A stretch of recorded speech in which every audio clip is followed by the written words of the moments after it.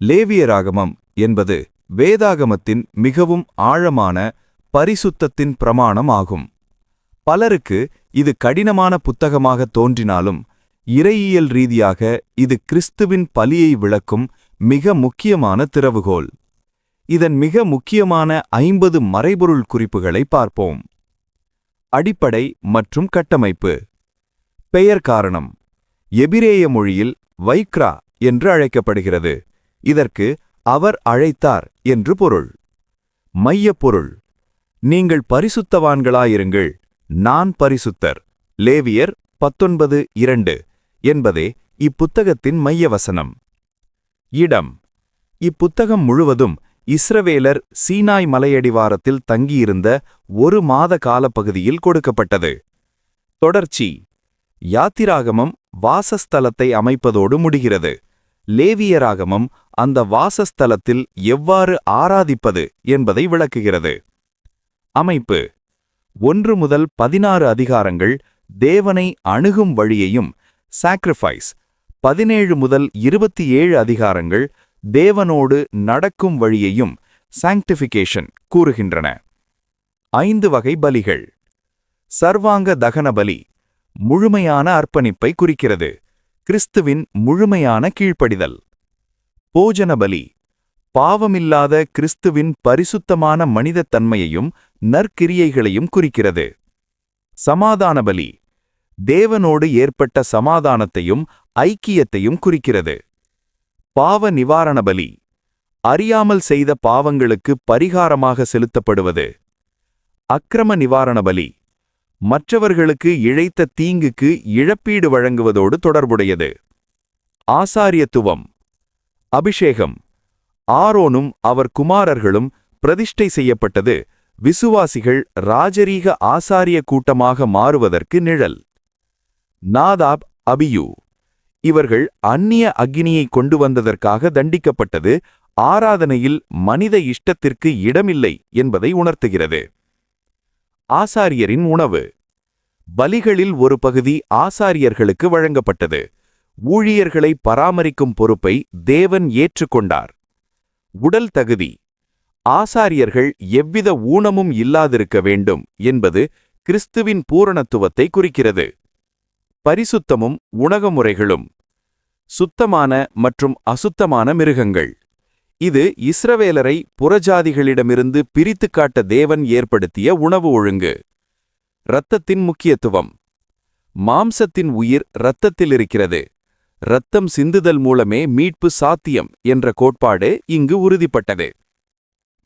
சுகாதார சட்டங்கள் தொற்றுநோய்கள் மற்றும் அசுத்தங்களிலிருந்து விலகியிருக்க வழங்கப்பட்ட சட்டங்கள். இவை நவீன மருத்துவ அறிவியலுக்கும் முற்பட்டவை. குஷ்டரோகம் இது விவிலியத்தில் பாவத்தின் அடையாளமாக கருதப்படுகிறது.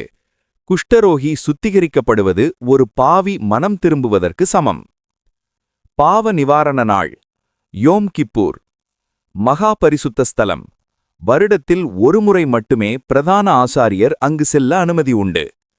2 வெள்ளாட்டுக்கடாக்கள், ஒன்று கொல்லப்பட்டது பாவத்திற்கான தண்டனை, மற்றொன்று போக்கு ஆடாக வனாந்தரத்திற்கு அனுப்பப்பட்டது பாவம் அகற்றப்படுதல்.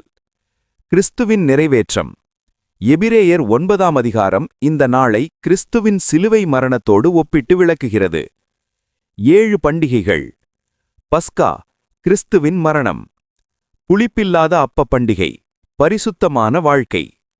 முதல் பலன் பண்டிகை கிறிஸ்துவின் உயிர்த்தெழுதல். பெந்தகோஸ்து பண்டிகை பரிசுத்த ஆவியின் வருகை மற்றும் சபையின் உருவாக்கம். எக்காள பண்டிகை கிறிஸ்துவின் 2ஆம் வருகை அல்லது இஸ்ரவேலின் கூட்டி சேர்க்கப்படுதல். பாவ நிவாரண நாள் தேசிய அளவில் இஸ்ரவேலின் மனம் திரும்புதல். கூடார பண்டிகை தேவன் மனிதர்களோடு நித்தியமாக வாசம் பண்ணுதல். சமூக மற்றும் தார்மீக சட்டங்கள். பிறர் அன்பு உன்னிடத்தில் அன்பு கூறுவது போல் பிறரிடத்திலும் அன்பு கூறுவாய் என்ற கட்டளை முதன்முதலில் இங்குதான் சொல்லப்பட்டது. 19:18. ஏழைகளுக்கான சட்டம் அறுவடையின்போது நிலத்தின் ஓரங்களை அறுக்காமல் ஏழைகளுக்காக விட வேண்டும் என்ற தர்ம சிந்தனை கட்டாயப்படுத்தப்பட்டது. பாலியல் ஒழுக்கம் 18ஆம் அதிகாரம் அக்கால புறஜாதி கலாச்சாரத்துக்கு மாறான மிக உயர்ந்த பாலியல் ஒழுக்க நெறிகளை வலியுறுத்துகிறது. மூதாதையர் வழிபாடு மற்றும் மந்திரவாதம் இவைகளுக்கு லேவியராகமம் கடுமையான தடையை விதிக்கிறது. காலங்கள் மற்றும் ஓய்வு. ஓய்வு வருடம் 7ஆம் ஆண்டு நிலத்திற்கு ஓய்வு கொடுக்கப்பட வேண்டும். இது நிலத்தின் வளத்தை பாதுகாக்கும் முறை. ஜூபிலி வருடம் 50ஆம் ஆண்டு அடிமைகள் விடுதலையாகி நிலங்கள் மீண்டும் பூர்வீக உரிமையாளர்களிடம் சேர வேண்டும். இது சமூக நீதியின் உச்சகட்டம். பொருத்தனைகள். தேவனுக்கு கொடுக்கும் வாக்குறுதிகள் எவ்வளவு தீவிரமானவை என்பதை 27ஆம் அதிகாரம் விளக்குகிறது. ஆழமான இறையியல் உண்மைகள்.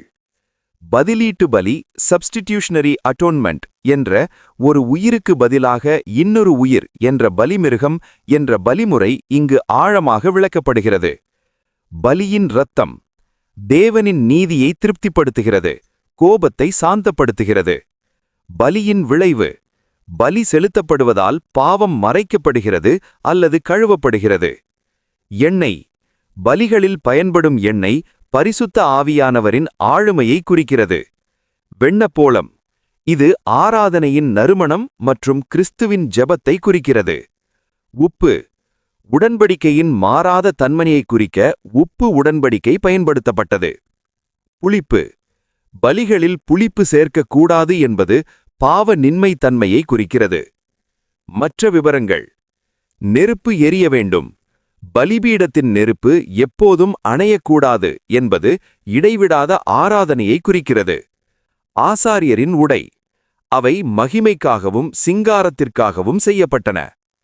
பரிசுத்த ஆர்ப்பரிப்பு தேவனின் மகிமை இறங்கியபோது ஜனங்கள் ஆர்ப்பரித்த நிகழ்வு. 9:24. சாபமும் ஆசீர்வாதமும் கீழ்ப்படிதலுக்கு ஆசீர்வாதமும் கீழ்ப்படியாமைக்கு சாபமும் கிடைக்கும் என 26ஆம் அதிகாரம் எச்சரிக்கிறது.